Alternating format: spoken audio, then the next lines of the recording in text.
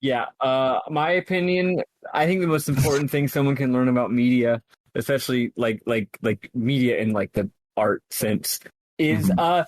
you don't have to keep up with stuff or understand the conversation.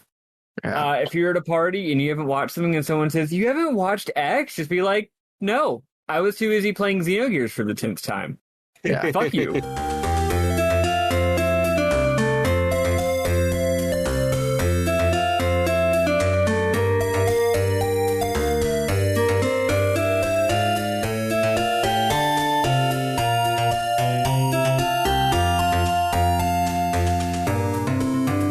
Welcome to RPG Book Club, the podcast where we play a little bit of a video game and talk about how it makes us feel. I am Sam Allman.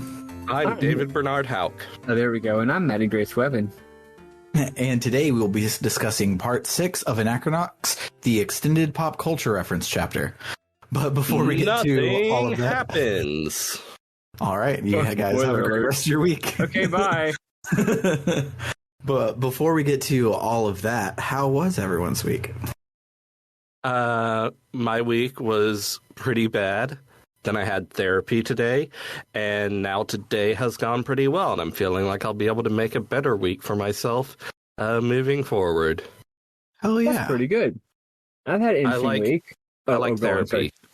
Therapy. I was just going to say I like therapy. Therapy's good. I'd love to have some one day. I had a pretty nice week. We recorded on Saturday last time. So it's been a slightly shorter week. What did I even do on Saturday? Oh yeah. After we recorded on Saturday, I went and watched 6 episodes of Breaking Bad with my friend. Update, it's still a great show, and season 5 is hands down the best season, actually. And no shade on seasons 2 or 3 or 4, but season 5 is the best. Or 1. I mean, yeah, but no one says season 1 is the best. We all agree that the show starts off really good and then gets a little bit better. I say a little bit because it was already really close to the ceiling of how good a show can be, so it couldn't really go up very much. But yeah, that was fun. Other than that, I've had a lot of really exciting things going on as far as like organizing related stuff. I spent most of Labor Day having some phone calls about some really interesting labor related stuff that I'm planning, not involving my job or my union, but involving some other stuff. And it's really exciting and still in the early planning stages, but once it becomes a real thing, I'll probably yell about it. But that was a nice thing to do on coincidentally on Labor Day. Other than that though, so other than a lot of really exciting external things, my life's been really fucking annoying. I've got a problem with my leg. It's like it's just got a giant lump on it. If you look at my knee, it looks like I have 2 knees. Like there's a knee and then underneath is another knee. It's like that's how big it is. Yeah, it's Gross. this giant like bulbous blob and it doesn't hurt. But it's freaky, so I want to see a doctor about it, but the doctor was like, I don't know. So now I'm seeing a specialist on Friday. I considered trying to take off work or something, but I don't like have 6 days or anything. I could call in sick, like they wouldn't fire me, but I would lose wages. I decided just to go into work.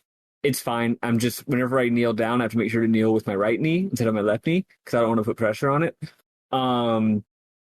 Yeah, it's weird. It's freaking me out. I don't like it at all. And in addition to that, I haven't had any hormones for like 3 days.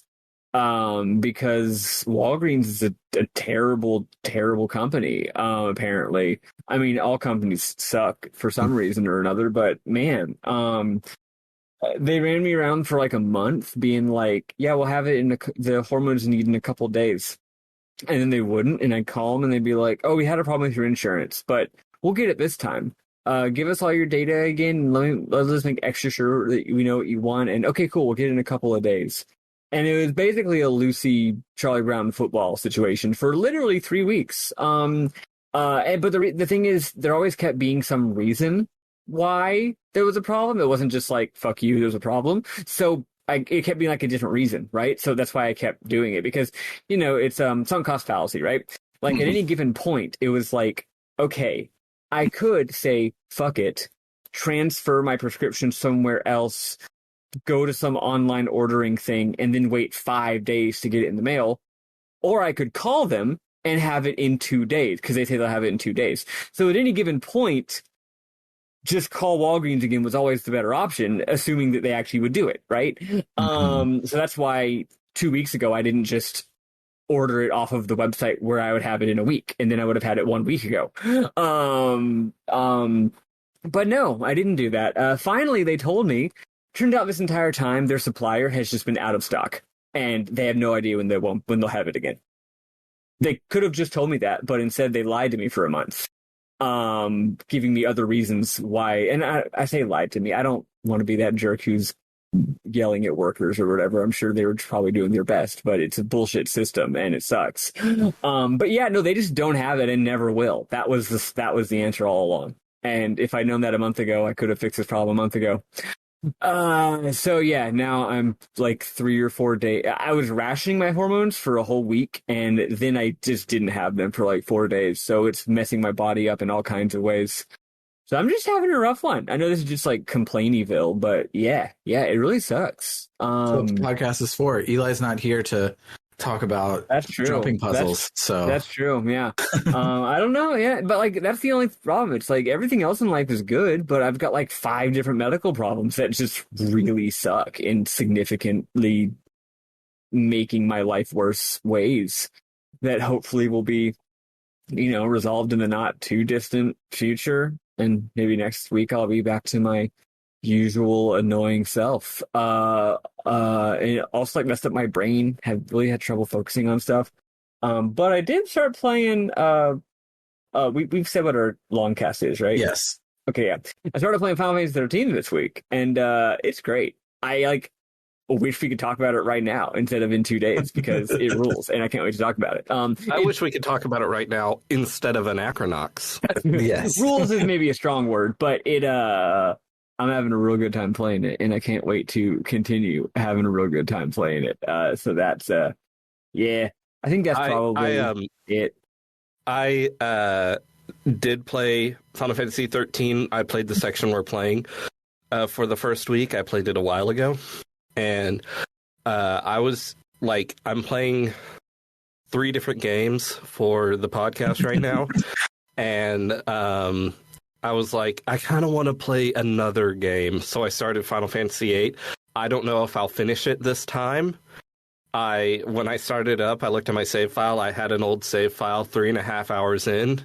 And I was like, yeah, maybe I can make it to 4 this time. Oh, yeah. Oh, yeah, that is one more thing. So, like, I've said this before. Like, I have not played a game that isn't RPG Book Club in many, many months because of my life being busy and shit. But I did this week because I finally hooked up my Xbox One X that Bernard gave me months ago and I never hooked up. Thank you, Bernard. And I downloaded it because that's what I'm playing FF13 on, right? But also, it had Panzer Dragoon Orta on there, and that is one of my favorite games of all time, even though it's like, by all accounts, probably the worst Panzer Dragoon game, but they're all great, and I have nostalgia for that one. So there you go, right? Anyway, I played it for the first time in ages because I own 2 different discs of it that are both too scratched up to play. So getting to play it with like Xbox One X enhanced crisp graphics is extremely dope. I love that video game. Rail shooters are dope. It's got a great soundtrack. Normal mode is pretty tough, but I played through the first 4 levels of it and only game over like once. So I felt like, yeah, I still got it. I'm still pretty good at this game. Next shortcast should be Panzer Dragoon Saga. It's like 15 hours apparently. Yeah, we could do a shortcast of the entire series. Do one episode on the first 2 games, a couple episodes on Saga, and then one episode on the final on Orta. It wouldn't be hard. Orta has enough for an entire episode. Especially if you do the supplemental bonus missions. Which is a whole extra little side story starring a different character. It's neat.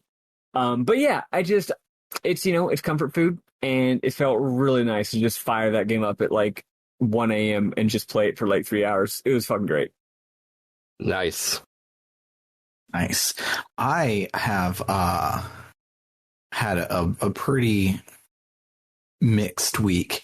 So I Monday was a paid holiday, and I got a paid holiday again for the first time in over a year, and that felt great. But I also drove to one of our ancillary offices, and I was reimbursed for my travel, and they reimburse your travel basically as soon as it processes through the system. They send it out to your account. So it's like, hell yeah, I get $50 just for free, and it's really cool. But healthcare is the worst, and my job is not unionized, so I don't have Teamsters kick-ass healthcare. And there was a point in the benefits orientation where the person going over the benefits talked about this concept as like, oh, here's a cool thing to keep in mind, and I was just horrified. But she talked about how one time she twisted her ankle really bad, and it got really swollen, and it hurt really, really bad. But it was Sunday afternoon, so none of her clinics were open. So she could go to the emergency room, which is a $300 copay, or she could wait until the next. Hope it wasn't bad enough to wait till the next day to go to her primary care physician, where the copay is only $20. And so she was like, "Yeah, so you have to see like, oh, should I go to the emergency room, or should I just wait it out and balance your copays that way? As in, here's a fun tip to balance your checkbook." And I'm like, good fucking God. I hope that I never have to make the choice of like, oh, do I lose $100 to stay healthy and potentially alive, or try and just hope I can make it till Monday? And God, the whole benefits orientation was just like fucking AOC 2024 or whatever, whoever the new Bernie is, because I think Bernie will be too old and it won't be Bernie 2024. But oh yeah, happy birthday to the big guy, 80 years old as of yesterday. Hell yeah, love Grandpa, and yeah, I want Grandpa to fix healthcare, because it's just horrible. But on the bright side, it is way better than what I had before, which was at the temp job, it was either 100% covered or 0% covered. And that was real bad, and I hated it. But it's at least better here, where I have copays instead of just paying for everything. But it's still garbage, and I hate it. And I already am afraid to go to the doctor, because I'm afraid that I've had cancer for the last 30 years, and the doctors are just going to confirm that, and it's stupid brain worms in my brain bullshit making me not want to go to the doctor. And now it's like, oh, now I have to check my bank account to see, like, is it financially viable for me to go to the doctor today, or wait 3 days to go on Monday. And it's fucking stupid. And I don't have that problem anymore, which is awesome. But my brain's still wired that way. When I had my weird problem with my leg and saw the doctor, and then they were like, "Oh, we're gonna send you to a specialist and also take some X-rays and also get some blood work done, because also all the toes in your foot are numb, and that's also a problem. So you might have a vitamin B deficiency." Turns out I don't, which is a problem, because now I don't know what's wrong with me. Every time I said that, my brain was like, uh-oh. Because, when a doctor says you got to go get an X-ray and also get some blood work and also see a specialist, you're like, that's going to cost so much money. And I had to continuously remind my brain, like, no, it doesn't. You're very fortunate. It's free. And, like, even something like, like you were saying, Sam, like, I want to go to the doctor just to see if I'm okay, because I haven't been to a doctor in a long time, and maybe something's wrong with me. Maybe I have cancer. Maybe I'm going to die. And the idea that you can just do that is amazing. But it shouldn't be amazing. It should be normal. Yeah. And also, like, just a few days ago, I went and looked up the exact problem, because, even though insurance is amazing, you never know. There could be a gap in it. Mm-hmm. So I looked up if what an ambulance would cost. Because I was like, wait, if something happens to me, my partner needs to know whether or not it's okay to call an ambulance. And turns out ambulance is also free. I can ride the ambulance for fun, which I'm not saying that to brag. I'm just saying like it really sucks. I actually have to that should be an issue, right? Yeah. And I'm really glad that it's not. But yeah. I'm having to rewrite my brain. Like the whole idea of if you feel bad, you should go to a doctor is something I have still not gotten used to. Yeah. I'm like, no, I will simply deal with it. Speaking of health insurance, I navigated healthcare.gov this week. Went surprisingly well because I quit my job last month and I'm living on savings, working on getting ready to start my new career. And I didn't do it last month, which means my health insurance doesn't start until October 1st because I'm really fucking stupid. But my annual appointment with my doctor isn't until October. So, and I have enough of my medication to last until October. So I just have to not get sick or injured until then. Mm-hmm. Easy as that. Yeah. Oh, also, if anybody has any disposable income, you should donate to the Nabisco workers' strike. Okay, you should do that, please. Strike funds. There's 4 different strike funds because they're striking in 4 different locations. They don't have a general one for all 4 of them. There are 4 separate struggles. So if you're not sure if you should donate to the people in Portland or the people in, if I recall, Kansas or Nebraska or the other one, flip a coin. A 4-sided coin. 4-sided coin. Roll a d4. It's very, very important. Shout out to them. Roll for initiative. They're awesome. Or instead of rolling a d4, roll a d8 and divide it by 2 because d4s don't roll good. I hate rolling d4s. This has been I Hate Dice with Sam Allman. Please come back next week for an episode. Thanks for your dice opinion, Sam. Yeah, it's important. Speaking of other things, so I spoke. God, it was like 2 years ago now. But when I got the Sonic Mania Collector's Edition, and I was like, I'm going to put a Raspberry Pi in this motherfucker and make it a real Sega. I did that this week, and it's cool. My cutting the holes for all of the ports went really, really well, except for the HDMI. But fuck it, I'm giving it to a 9-year-old, so he can have a crooked ass HDMI port. Everything else was pretty smooth. The funny thing that happened is this morning I was like, oh, I should have been like documenting this, and then I could have put like a tutorial up on TikTok or whatever because I always got some good likes. Because I always wanted a tutorial for it, and I couldn't find anybody that even had this idea. And I'm like, come on, it's a hollow Genesis. Why would you not put a Raspberry Pi in there? Like it's begging you to do it. And so I was like, oh well, I'll just talk about it, open it up, show all the things I did. But as I was taking out the last screw to open it back up, I stupidly wasn't holding on to it, so it like fell, and all of the hot glue, because I didn't want to screw through the case to have big bulky screws everywhere there was a port, so I instead just hot glued it to the inside. All of the hot glue came loose, and so I had to basically re-glue everything today. But I got it on video, so there's that.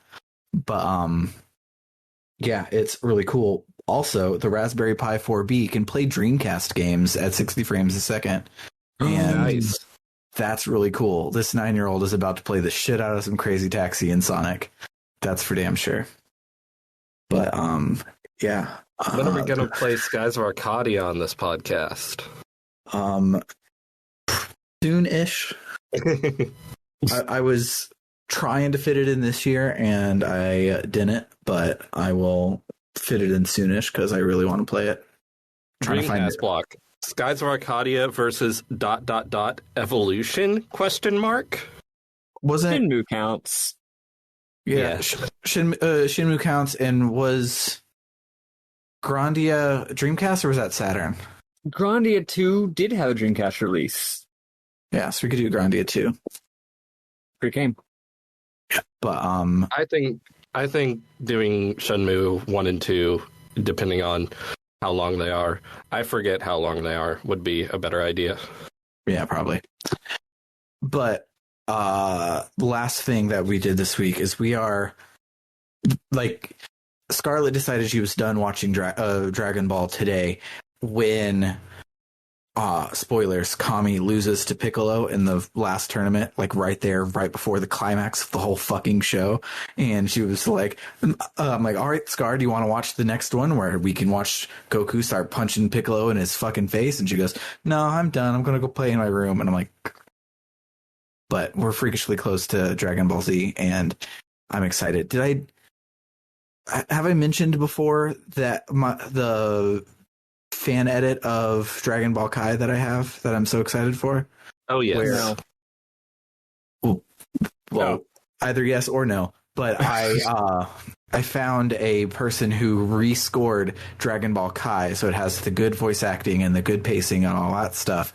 But it uses John Falconer's score from the original dub of Dragon Ball Z, so now it has good music and it's great. And I'm super excited to watch it because about 30 minutes before I found that fan edit, I had just finished my watch through of Kai a couple years ago. And so I was like, God damn it, I should have just known about this already. But now I'm rewatching it with Scarlett and Summer and I get to have it with the good music and I'm super excited for that. Very cool. But yeah, let's stop talking about unimportant shit and let's talk about some unimportant shit and listen to some Anachronox music and talk about the plot. We can't put it off any longer.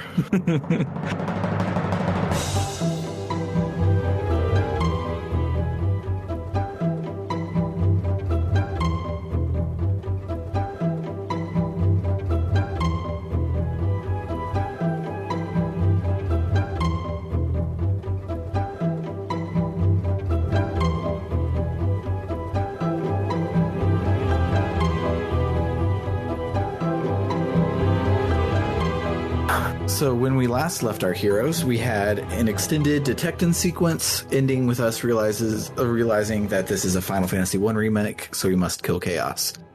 This week, we start by doing any side questing that we want. I didn't do any, but there's a lot of like, hey, come and do this thing, and I said no. I just clicked on Limbus, the planet of the dead. When you go to gather your party to come with us, most of them refuse. They're like, hey, that's the planet of the dead. I don't want to die. So you're the chosen one. You go and do it. I'm just going to sit here and root for you for the sidelines. And the only two people who want to come with you are Democritus and Stiletto. I thought you could take Pal and Ro with you. See, I thought you could too. I ended up taking Stiletto just because I love her. But there's like the whole flashback sequence with Stiletto. The guide I was using told me to bring Stiletto and Democritus, so I did. I was like, I haven't really used them anyway, so it'd be fun to use them. I have barely talked to Stiletto since we got her, so I'll take her. But I did talk to a couple other characters. Grumpos was a hard no. But like Pal 18 was going to come before I said no, actually. Yeah. And the guide I was using was like, if you brought Ro, here's what happens. If you brought Pal 18, you'll do this. If you brought Stiletto, you'll do this. But what I want to know is that apparently means you can bring not Democritus. No, so how does that work? You have to bring Democritus, because I had Ro and Stiletto in my party, but as you leave, Democritus is like, hey, we voted, we want to come, and so then you pick someone to stay behind. And so okay. I picked Ro, but that was just me doing side questy things. I hadn't actually clicked on Limbus yet. So I figured, because of how the plot shakes down later, that if you tried to click on Limbus, Stiletto would say, hey, no, take me with you. No, apparently you don't need to bring Stiletto. But when you think about it, we didn't get much in her flashback that we didn't get in Boots' flashback. Yeah. Did you also take Stiletto, Maddy? I did, yes. Yeah. So it's canon now. You asked the lesbian if she took stiletto. Of course she did. Yeah, duh. I didn't even know you couldn't bring other people. What am I gonna do? Ask Grumpos if he wants to come with me? I asked Grumpos if he wanted to come with me because he has the heal all move that you can unlock, and that is really nice to have. I would have liked to have it during this hard boss fight that's coming up. Mm-hmm. But alas. So we click on Limbus, and we start heading out there in the shuttle. On board the shuttle, Boots and Stiletto wax about how, look at us, we got the band back together. It's just like the good old days. But Democritus comes in, cuts them off, and is like, hey, there's a big ass ship coming. It's the largest spaceship on record. Boots sees it and recognizes it as the dumbest thing in this game. So apparently, comic books are non-fiction in this universe, and all superheroes live on the planet Krapton, and Rictus is the biggest supervillain of them all, and it's his ship that's overtaking us. So then the UI turns into comic book panels, and we now get a narrator that introduces to us all of the dumb mobs that we'll be fighting, who are all loosely based on different comic book villains, but like not in a clever way. And then we go to fight Rictus because I guess he's a villain. I don't know. We just do. That's just, nobody says anything. You just get out of the thing and you're like, oh, this is the supervillain's hideout. Let's go fight him. There's something, if you talk to NPCs, where it's like, he's been abducting people and making them play this game, but it's really not very fleshed out. It's just like, you're in there, go through a dungeon and fight Rictus. Yeah, there is one thing. The colors in this dungeon are great. Oh, yeah. That's true. They're doing the like, it's 2002 and we just discovered colored lighting thing.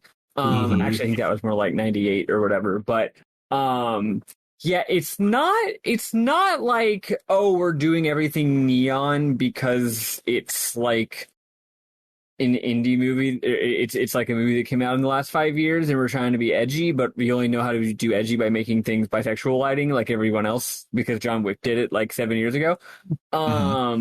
It's, I don't know, it's a little bit more unique than that. It's cool. It's got a lot of deep blacks and weird angles because this game is nothing if not weird angles. Here's what it looks like.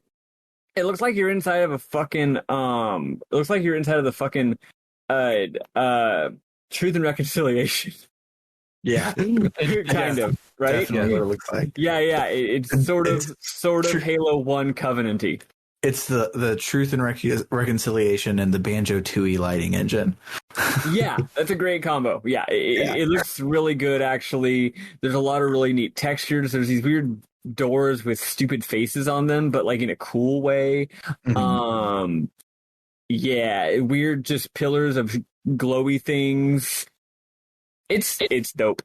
Yeah. The dungeon itself is also pretty good. You have to navigate through by following a map that's like fairly abstract, and as you're following through, you have to pay attention to like the set dressings to figure out passwords and stuff. It's pretty cool, but it's mostly dumb.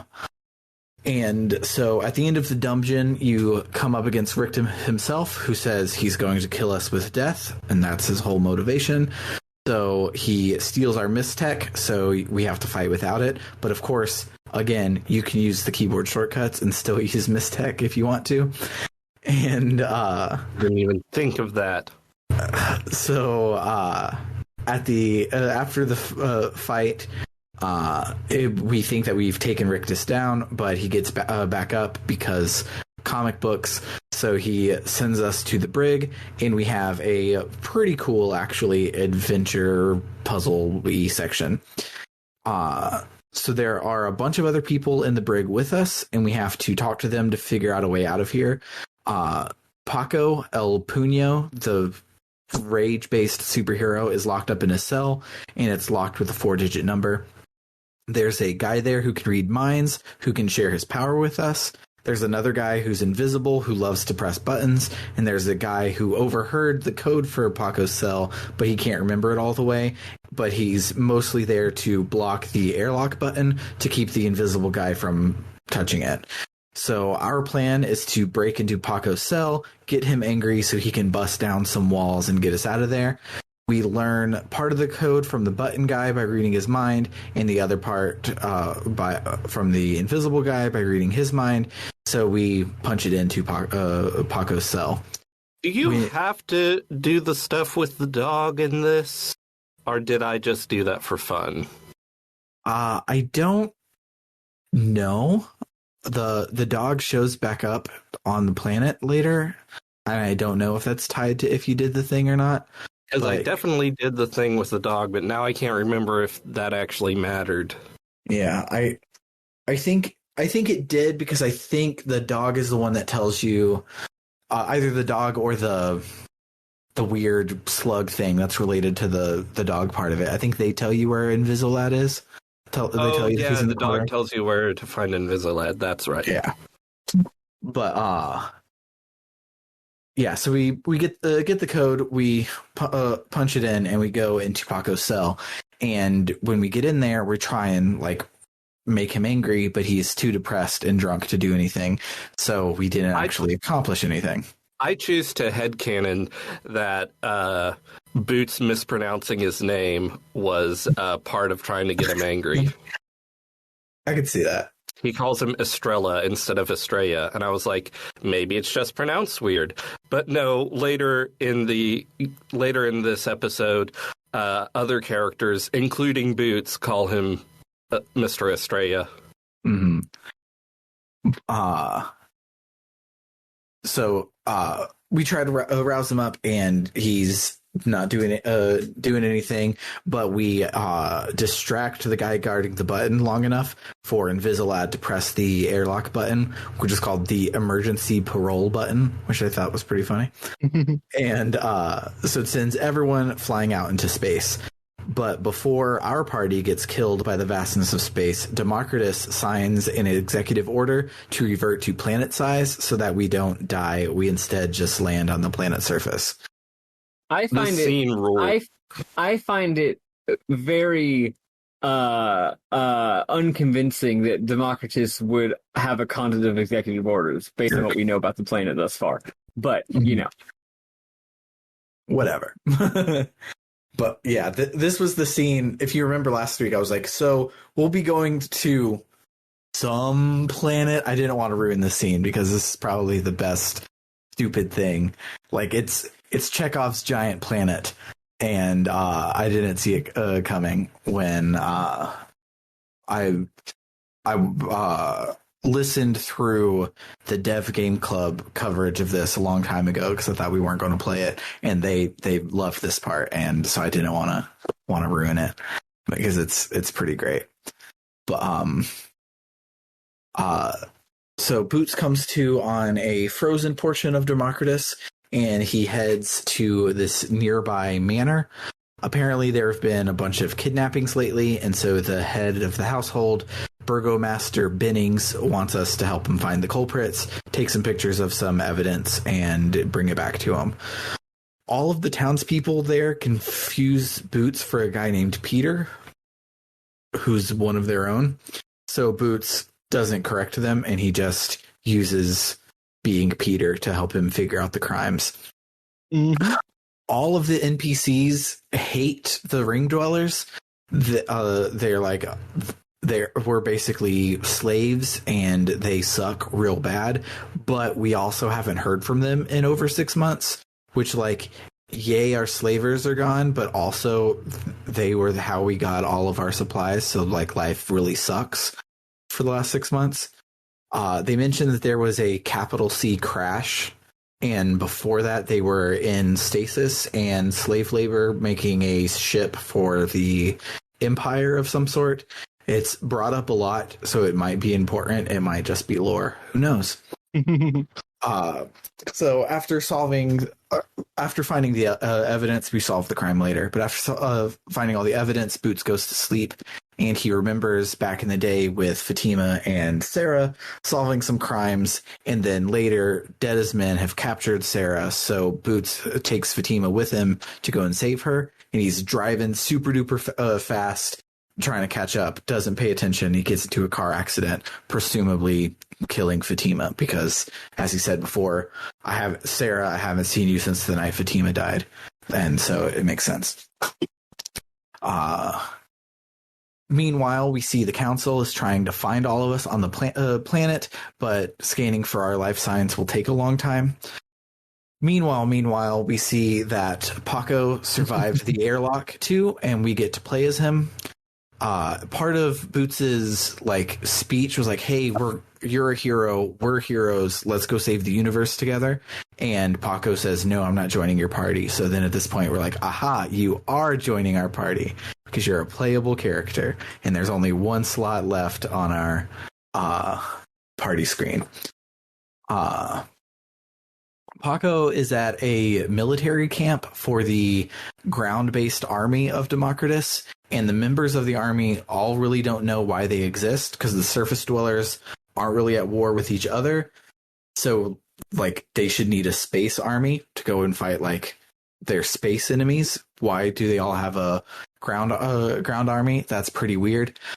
But since the ring dwellers haven't been heard from in 6 months, the army is trying to, establish their rule on their part of the planet, but it's not really thought out. I'm really piecing together interesting tidbits of lore from NPCs, because the main thing you do is you just get yelled at in bad war movie cliches until you eventually find the gate code and can get out.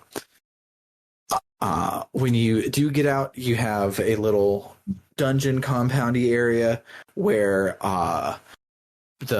there's a little girl from a nearby village that has gone missing, and Paco's like, "You should find her," and they're like, "That's not important. We have bigger fish to fry." Paco, of course, goes to try and find her in the compound, and he finds her and saves her, or you could say she saves him. That's right. That's deep. It's actually the design of this area. I guess we said it's a base, I suppose. It's great. It's just real good. At this point, they're not even trying to pretend like this is not an FPS level. It's changed the desert into snow, and you've got facility from GoldenEye. That's what we're in right now. So yet another. Meanwhile, the council is still trying to find us. They say that they have a lock on one of the party, but they still need to find the other two of us. So then Stiletto recreates the indoor sequence of Return of the Jedi, except it's door in, and they're not Ewoks, they're Wog-E's. It's dumb. It's real dumb. So when the ring went silent, the leader of Doran, named Walton, did what anyone would do, and he conscripted his own army and declared martial law over the whole Doran region. But when he did, the Woggies started to attack and steal the food supply of the Doran soldiers, so Walton asks you to kill the Ewoks. Having seen Return of the Jedi, and knowing that asking someone to commit genocide is a bad thing, I was now expecting you to take the sides of the Woggies and do something at all with that. But no, you just kill all the Woggies for no reason. So we've established that these heroes are not good people. They're not good and people. Also, given the nerd influences of this game, when did this game come out again? 2002? 2001, I think. Okay, so it would have been after episode 1, but before episodes 2 and 3. We've come a long way as a culture, right? But in between, I don't know. I don't want to say as soon as episode 6 came out. I'm sure that there was a development period. Let's say from at least the year 1990 through the year 2010, nerd culture was quite possibly the worst it's ever been, which is saying a lot given how it is today. but especially Star Wars culture, it was very monolithic, right? I think nowadays people have come to accept that you can have different opinions about things. But it was like there was a time where if you could just joke about like, yeah, Ewoks suck. We all hate Ewoks. We all think that Ewoks are dumb, and it makes Episode 6 a bad movie, and we don't like it because of the Ewoks. Because apparently we don't think that cute little fuzzy creatures belong in a children's movie. Or just like very uncritical, right? Just there's sort of like a canon of opinions that every nerd would recite like verbatim, like with you just sort of recite it like it's a liturgy, right? Absolutely. Like a litany rather. But anyway, so Wookiees suck was one of the pieces of the nerd litany. So it makes 100% sense that we're murdering Wookiees, because your average nerd of this era would think that that's funny and goes along with the things that they've been saying for, I'm sure there've been a billion. I'm sure there were lots of Flash games made around this time where you murder lots of Wookiees. Ewoks. I keep saying Wookiees. Yeah. No, you don't want to kill Wookiees. Everyone loves Wookiees. We kill lots of Ewoks. I'm sure that there were fan fictions written or fan films made where the Ewok dies in a funny way and everyone says, that's so funny. But now we are enlightened and we know the Ewoks are cute little buddies, actually. So yeah, all the people are like, how could they have defeated, how could these little creatures defeat like a big empire with their technology? And like the movie shows that they use ingenuity and big rocks. They literally show you how they managed to do that.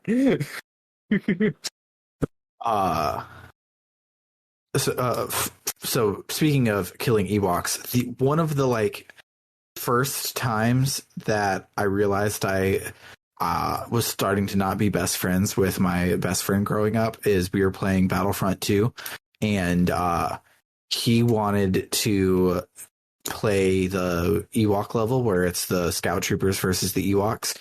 Play as a Scout Trooper, set the time limit to unlimited and the kill limit to like 99, and just go and slaughter 99 Ewoks. And I was like, there's something wrong with you, man. See, like, I hadn't heard of that, but I'm 100% not surprised at all to hear that was a thing. I'm sure lots of people did that. Yeah, I have always been pro Ewok because they're the underdogs, and if they're both the underdogs and Princess Leia's found family, and if there's any tropes that will make me like cry and cheer, it's found family and an underdog. I not only have I always been pro Ewok, which is a totally fine and correct opinion, I actually used to go so far the other way that when I was a kid, Episode 6 was my favorite Star Wars movie, and it was pretty much because of the Ewoks. That's not true. It's because of the speeder chase. Let's be real here. The speeder chase is so good. Speeder chase is an incredible scene, and is one of the highlights of the entire franchise. But yeah, Episode 6 was absolutely my favorite movie until I was at least like 12. I'm not even particularly pro Ewok. I'm just not anti-Ewok. Yeah.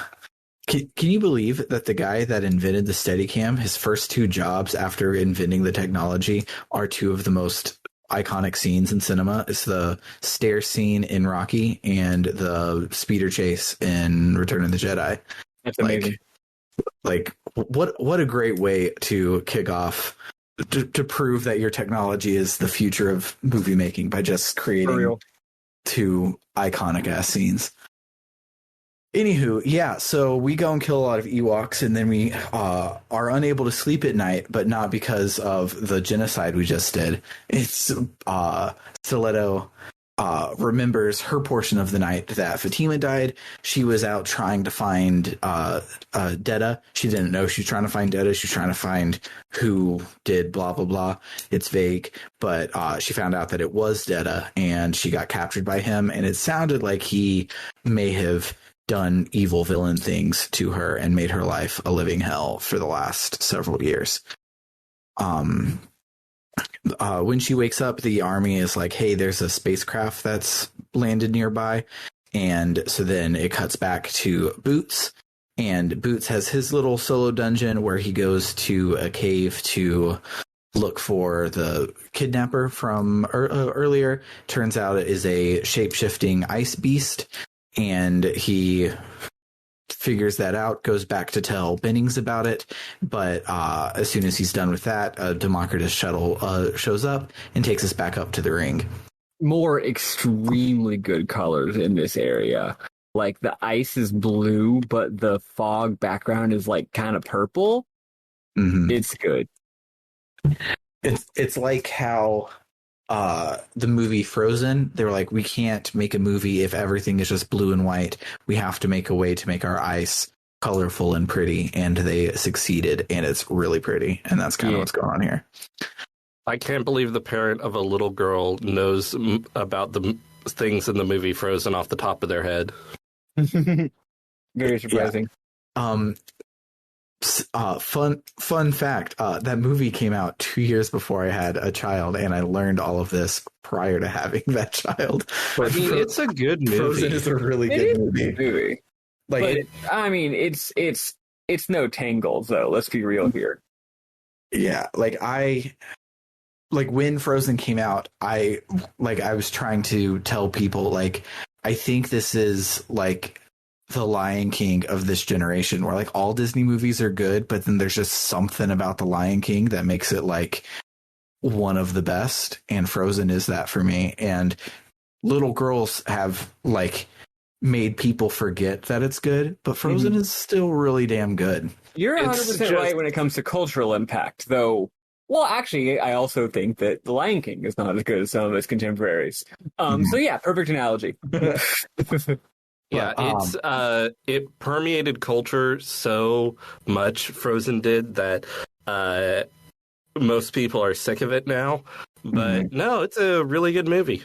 And like most things that permeate pop culture to an extreme degree, no one actually remembers the point of Let It Go or what the song's actually about.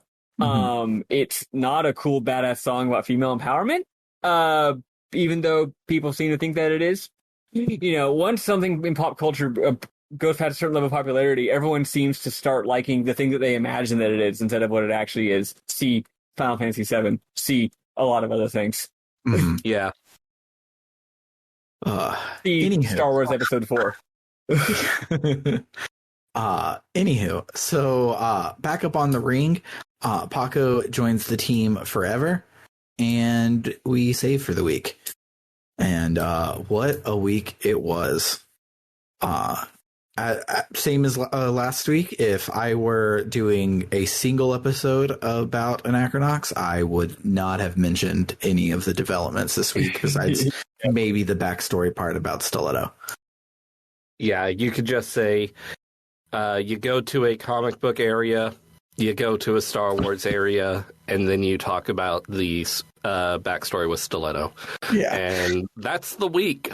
Yeah, that's the week. In addition to that, I actually found that the writing wasn't quite as engaging this week. I don't really have any memorable moments, although I have a few comments I might want to mention, because most of the dialogue was like, I don't know, like usually it's like either like jokes that make me say, haha, that's funny, and then write it down, or like interesting character stuff. But maybe because it was just so disconnected from anything else that matters, as if this game has a plot anyway, it was just like, you go to this planet and it's like, oh, another planet with this lots of lore, but like, I don't care anymore.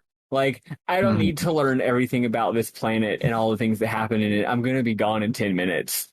But yeah, a lot of the NPCs, I was talking to a lot of NPCs, but a lot of them were just giving me like facts, like stuff that had happened or stuff that another character was doing, and it wasn't in a way that was that I particularly cared about. And I was just like, all right, cool. Now I got some more information in my head about this location that I'm at. Although I did really like all the graphics. Yeah, I did like the NPCs in what's the name of the snow town? Whitendon or something? Yeah, Whitendon, I think. I liked the NPCs there because they were talking about like their relationship with the ring dwellers and stuff, and that was interesting and connected to things that happened before. But like when I'm on Doran and I'm talking with the people there, it's just like, this is just Star Wars references. Yeah, it's like I don't care, man. And like, it would be one thing if it was Star Wars references, like that's fine, but everything that wasn't a Star Wars reference was literally the plot of the army area was, oh, we haven't seen them in 6 months, so we're setting up martial law because that's what true. you do. And so it's like it wasn't even like a twist on the Star Wars references. It was just like, hey, here's the same shit plus jokes that were old when 2001 was out, and now I did like, and it again. I was gonna say, and it wasn't constant Star Wars references in the way that one Powerpuff Girls episode is constant Beatles references, or dare I say that one scene in Dino Pack is Great Gatsby references. It's just like, I don't know. Maybe the fact that you're just going around talking to NPCs means that it can't have the velocity to make it. Yeah, instead of being a series of jokes, it just feels like you're like in like Disneyland. Yes. Yeah. I will say though, in addition to having a facility from GoldenEye at one point, also they do have like, that one building from Star Wars Episode 6, the one in the forest that the generator building, but like to me the exterior of the generator building, which is sort of that like trapezoid shape where they're sort of standing underneath it, Han and Leia shooting things for, and then Han cops a feel real quickly. That scene, first of all, that scene's great, but also like great level design, extremely iconic set. Even though it's literally just like it's a set in the way that like some Halo levels are Halo levels, and where it's just like, what if a forest had a little bit of brutalist concrete in the middle? Yeah. I love it. Anyway, they pretty much reproduce that object pretty much perfectly, like exactly in this game. And while I don't appreciate the Star Wars references in general, I do apparently appreciate them when they're in architecture form. I mean, architecture is great. Yeah. I also had no min moms, so I am totally fine with skipping them. Or Bernard, if you have any more to add, we can just add those and then keep on pushing. I liked the Burgomaster. He had a funny bit where he fancied himself a detective, and he was actually detectiving everything.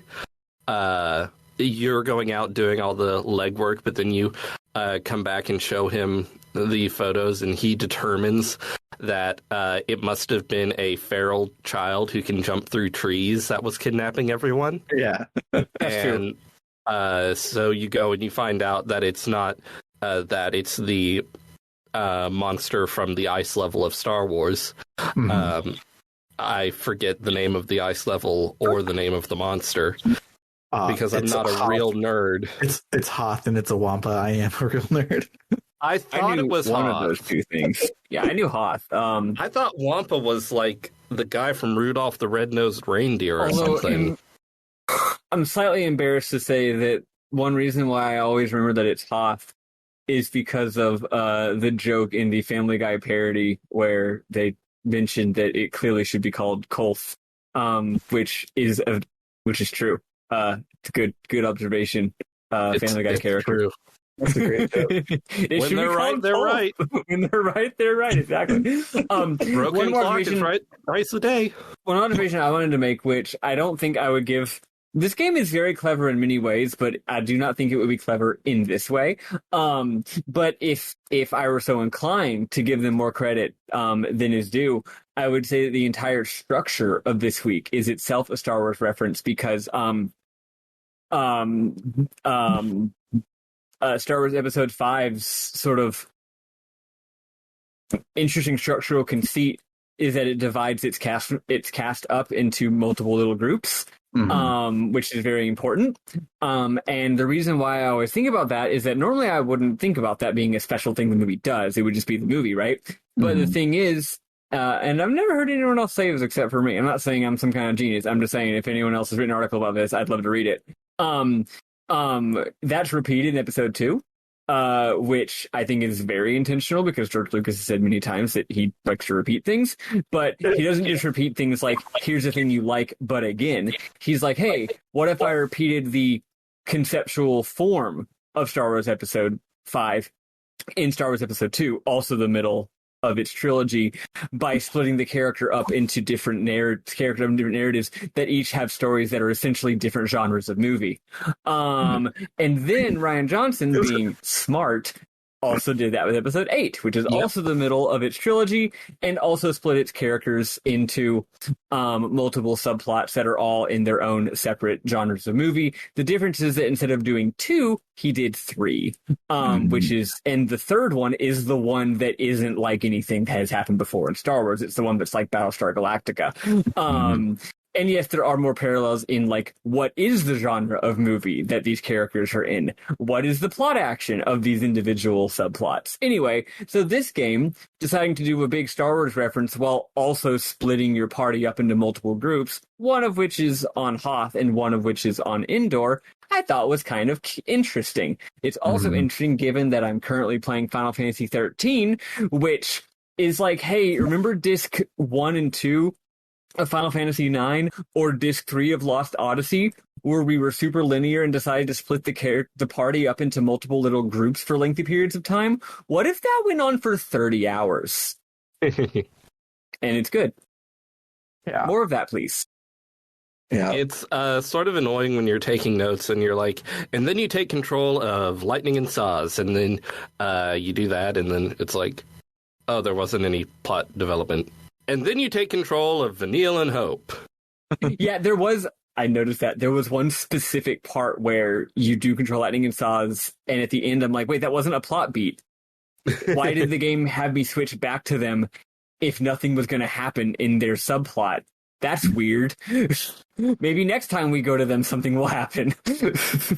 Yeah, like in a movie, you would probably do that, where like you just want to keep people remembering, like, oh, lightning and saws are here too, and they're doing their thing. But in video games, you can just show all the boring parts, so you can just give me the full unbroken Vanille section, and then in a movie, it's a lot more lightweight to cut between two different subplots. I mean, it was literally invented by the first person to ever invent movies. You know, the idea that we can cut from one scene to another in order to make drama happen. Whereas in a game, it's like, oh, now I have a different set of characters. They have different skills and equipment. Where were we again controlling this character? What were their abilities again? So it's like, it's not something you want to just be doing just to remind us, like, and they're also here. You can't do like a montage unless you're making the game 30 Flights of Loving, which is really good. I love 30 Flights of Loving. Right? It's good. But if you like 30 Flights of Loving, you should play Virginia. Okay. Same developers, right? I don't know. Oh, they did go on to make something else. Maybe it was something else. I'm not sure. I don't remember who developed Virginia. Let me look that up. While you look that up, I have an important announcement that I should have made last week. Here we go. Normally I give you 2 voting weeks and then an announcement week, and then we do our movie night. But we're accidentally going to finish Anachronox next week. I can't believe you're doing voter suppression. That's me now. Now there's no mail-in votes. There's no early voting. You have to show up on election day, which is the next 2 weeks. But you need to show your driver's license to the Ko-Fi in order to vote. Yes. So yeah, sorry about that, but that just means we're going to announce our winner on the movie night instead of on our final episode, because I still want you to have multiple weeks to do it. But so our first block of next year, we are still in our Square moratorium, despite the fact that technically, because Eidos was bought by Square Enix, we're playing a Square game right now. But so our first game of year 3 the theme is Magical Girls. So we'll be playing Blue Reflection versus Hyperdimension Neptunia Rebirth Volume 1, which is the remake of the first game. And from what I could gather, there's no reason to play the original. You should just play the remake. It's like the original was kind of a proof of concept, and this is the actual good video game. So, Blue Reflection is literally what if Sailor Moon had a Persona spinoff, and that owns. And Neptunia, if you somehow have never heard about what it's about, it is what if the Xbox, the Super Nintendo, the Dreamcast, and the PS2 were all magical girls, and they were in a party together, and it probably owns, but it's also probably softcore porn, and I will be excited to dissect it if that indeed is something that owns. That's right. We're getting problematic. You probably know this game mainly from emails from Humble Bundle. Yes. But yeah, those are our next two games. The poll will be up by the time that anyone can hear this, and then it will be up for 2 weeks, and then we'll let everybody know what we're doing for during the movie night. The movie night this time, I almost talked us out of doing this movie, but fuck it. We'll find something else for later. We're going to do Blade Runner for our movie night this time. Oh, yeah. I made a compelling argument for something else, but I am actually pro Blade Runner in this argument. I can't even remember what the other movie was going to be. I do, but I'm not going to mention it because, oh well. Yeah, because I was like, Blade Runner would be better when we eventually play Deus Ex, because they're the same thing. It's like perfect for that one. And there was another one that was close, but I can't remember what it is now. Look, there's a couple different movies we could watch. Maybe they did be slightly better, but we already said Blade Runner. It's a great movie. We should maybe watch the other movie because it's worse and this game is bad. But, you know. Yeah, if you haven't seen Blade Runner, you should watch it. It's one of those movies of all time. If you haven't watched it yet, now's a great chance because you'll get to join us in talking about it. I will not be watching it with the rest of the group because now that we watched it together anyway, because I already watched it like last month. So I'm just going to remember the last 10 times I watched it.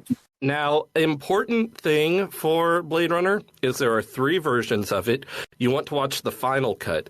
You may look it up and see there's a director's cut, and you'll be like, shouldn't I watch the director's cut? And no, because the director was not involved in that cut. The only cut the director had any control over was the final cut. Yep. The other cuts, I have come around to thinking there's interesting stuff about them, but like, if you're not like a sicko freak and just want to watch a movie that's good and not have to think about the fact that it's good but also bad in complicated ways, just watch the fucking final cut. If you are a sicko and you want to watch 3 versions of the movie, go ahead. That is probably a worthwhile endeavor if you're a sicko. And I am a sicko, but I don't want to do that particularly. If we watch Blade Runner for this one, when we eventually play Deus Ex, spoilers, Deus Ex is on our short list of games to get around to. But when we watch Deus Ex, we can just watch The Matrix for Deus Ex. Yeah, yeah, we'll do that. So any excuse to watch The Matrix. Hell yeah. So yeah, I think that will do it for the week. So Not yet. 30 Flights of Loving was developed by American studio Blindo Games, whereas Virginia was developed by British/Irish developers Variable Stable Limited. Yeah. Blindo later went and made Variable State, I'm sorry. Quadrilateral Cowboy, which is a different game that everyone yelled about being extremely good. And Variable State went on to make Last Stop, which I believe just came out. I should check that out. Just came out 2 months ago. I just checked, but good for them. Maybe I should check that out. Oh yeah, but yeah. If you liked what you heard tonight, it was because of our riffs and not because of the game. But you can come and check us out on the web at www.rpgbook.club, where you can get access to the poll to vote on what we're playing next. You can check out our exclusive series where we're playing through all of the Kaseki series. Me, Bernard, and our good friend Matt. We are halfway-ish through the second Trails in the Sky game, and that's real good. You also can donate to help us keep the lights on and pay for the next chunk of Final Fantasy 13. We're playing the first game right now. That first episode will be up probably this week. And if this first episode was so good that all of us wanted to keep playing, I'm sure that the first game will be so good that we'll want to keep playing. So hurry up and help us unlock 13.2 so we can dive right into that when we're ready. Other than that, I think that's it. I really should, when I'm just jotting down notes, I should still copy and paste my outro because my brain doesn't work. But for RPG Book Club, I have been Sam Allman. I'm David Bernard Hauk. I'm Maddy Grace Webben. Toodaloo, folks. Goodbye. Bye.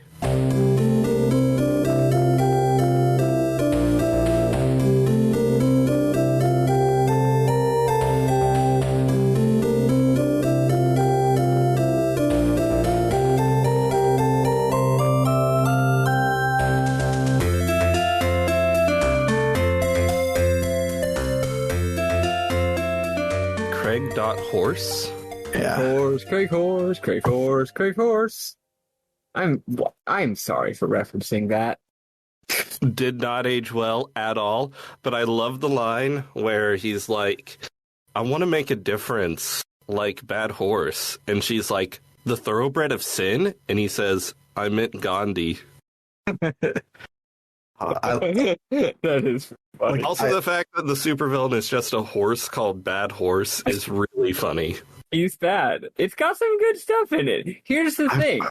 Josh Wheaton, he's not untalented. He's just a sicko. Yeah.